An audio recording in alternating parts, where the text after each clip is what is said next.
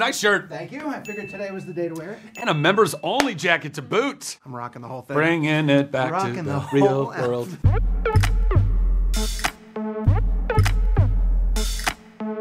Is it cool to do this, or am I the guy who goes to the concert wearing the band's shirt? I like the it. concert wearing the band shirt all the time. There were so many people that came in with shirts that they had like all of the different superheroes, and then he was like in there somewhere. Because I was feeling great about it, and then everyone was like, "Oh, you wore Shazam." Who said that? You should feel great about it. Journalists. Ew! Ew! I know. I'll go beat them up for you. I got Not powers. feel bad about that. What if I just... You do have power. Do you have the dragon? Yeah, the dragon's behind the green screen. Watch out. He's in the parking garage. We end this now. I'm glad you brought up the dragon. I want to start there. Of all of the amazing things you've been able to see yourself do on screen over the years, where does riding on the back of a dragon rank? Check. Done.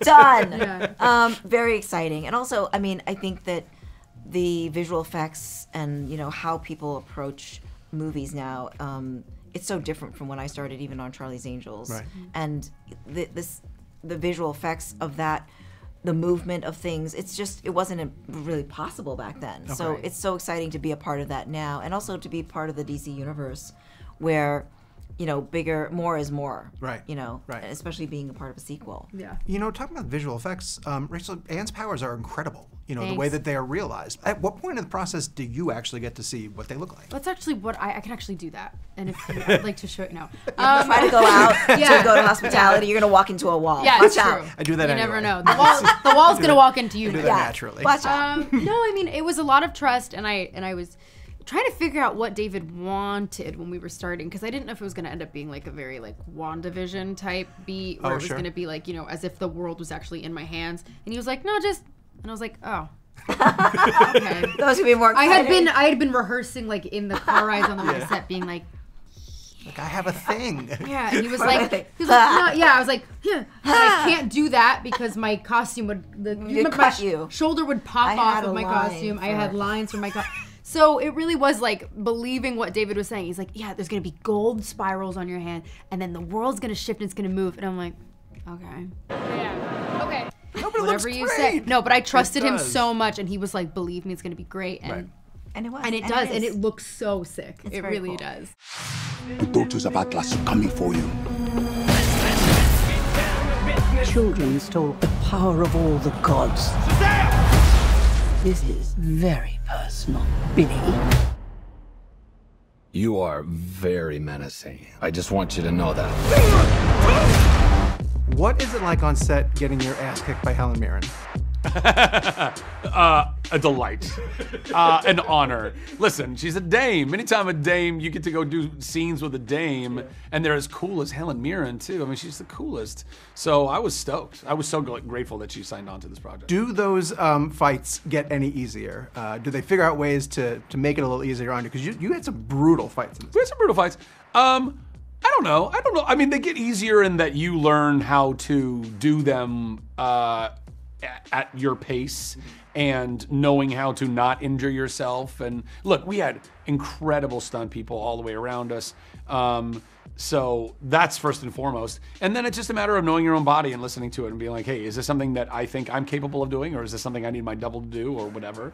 And thank God we have fantastic doubles. Ow! You, sir, get a ton of comedic work with Djimon Hounsou. That's the best part. I want to spin off of you two, just going on adventures. Hear that? Spin off from me. I heard it go. What is he like as a scene partner? The most fun to razz, the most fun to mess with. I know that if I can get a laugh out of Djimon, I've done something right, because he is like, geez, Oscar winner, crazy, like, intense actor. He's brooding, but he's very warm in heart, and he gives me great wisdom. But they kept it in the movie, I think, is something I improvised. I really wanted to get a laugh out of him. It's so hard to, and if I can do that, then I think that's an indication that I'm doing something. So with the line where we're in the prison and I'm looking through the ground trying to find something, I find a tooth. And like, what is this, a tooth? And that made him laugh. And David was like, what was that tooth line? And I was like, oh yeah, can I please say it again? And Djimon laughed at it. So can I do it again, please? And he's like, okay. And so I just did it every take. Did they keep that? Yeah, it's in the movie. What was that I think your drawing at the end is you holding a tooth. Oh, really? Dude, that's so funny. That's great, because I made that up. Hey, up top. Big time. Lucy, when I was watching a scene and I'm watching you and Helen Mirren and Djimon Hounsou, and Crazy. I'm like, these incredible actors, like, what does it mean to you to have actors like that to ground when it's such fantasy? I know, right? Yeah. Helen Mirren. I mean, come on. Yeah. That's how I feel. And you about know Djimon, what's too. great is that we're really, Djimon. I mean, we're bringing to life these moments that are real in their world. And I think the more serious we play it, the better. Because you don't want to be kind of over the top. You want to be there with them because we're really, our intention is to save our world. So we have to kind of go in there with it and really be real. Because the more real we are, the more the audience can fall into it and really be a part of that, that journey with us. Yeah. What did the promotion of the first movie teach you about Shazam fandom and how popular he is with certain comic book readers? It wasn't so much the promoting in the first movie. It was just my social media. Once I was cast as the role, lots of people just, from all of the internet is a very strange place. You get people weighing in from all corners of it. But all, lots and lots of positive stuff. But, people that have been fans since Captain Marvel. I mean, this character's been around since 1938, 39 with Fawcett Comics, and then was ultimately, sued by DC and then absorbed by DC. And, he was a Superman kind of cipher, if you will. And so there's been people that have been a fan of the character in the comic for a long, long time, and the character's changed throughout the years in various iterations of the comic. So I think the biggest thing is just always trying to make sure, you're not going to be pleasing everybody, obviously, but to the extent that you can, to the extent that you can figure out how to make a movie that is honoring all aspects of the character, that's what we've been trying to do. They're dedicated, and they're great. Yeah. And they are very kind. More kind than Stephen King fans, I'll tell you that much. Really? Well, yeah, They seem nice, but don't buy it. Stephen King fans, they lean a little more on the angry side. Well, that's true. I'm just messing around. They're also very nice and nerdy, and I gel with most. They're passionate. Every nerd, and I love passion. Sure. Being a nerd myself, so I understand that there's a lot of weight, even as a consumer of movies and pop and culture and whatever. I do digest things, and I try to appreciate every form of storytelling. And with Shazam, I felt like it was received really well. The first one was, people say that it was a refreshing take on the brooding, steeled DC path that we've been on for a while. Right. To see a superhero who's actually excited about being a superhero rather than begrudgingly going out and putting on their cape and being like, gotta save the world again. Right. He's happy to do it, and it's so giddy and bubbly, and it's full of levity, and it's great. You're almost as cool as Superman, almost. There was a scene at the end of the first movie that we couldn't talk about at the time of Superman coming in. Did you guys expect the blowback of not showing the face of Superman? People were mad about that, right? Yeah, people were were not mad. but they were curious, right? Yeah. Very curious. Because I think there was a big controversy about Henry Cavill, that we were in a liminal space. We were in a middle zone. There's a lot where, going Henry on at Cavill the was like, time. I don't know how I'm going to do. I don't know why he's Italian in my impression. Yeah. He's like, I don't know. I don't want to do it. I actually think it's funny that that's the way that it ended. Yeah. I think it makes sense. I like it too. It's also I like kinda it. like, It's yeah, like, it's stylistic, and then just it ends. Because you really don't know. Is it Henry Cavill? Is it something like you don't really know who it is, and it kind of sets up the future, like what's going to happen in the future. Who's going to be Superman? Yeah. So.